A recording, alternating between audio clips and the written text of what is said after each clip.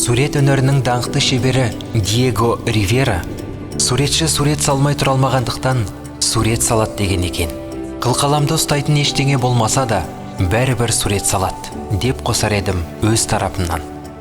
Эмоцияларымды сақтап қалуға деген құштарлығым осындай.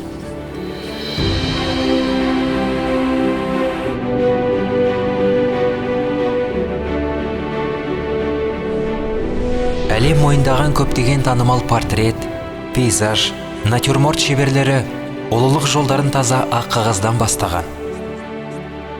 Өз елінің патриоты ретінде сіздерге айтарым, біздің ортақ болашағымызға саналы түрде жауапкершілік алатын дәуір туды. Жабайылардың уақыты баяғыда өтіп кеткен.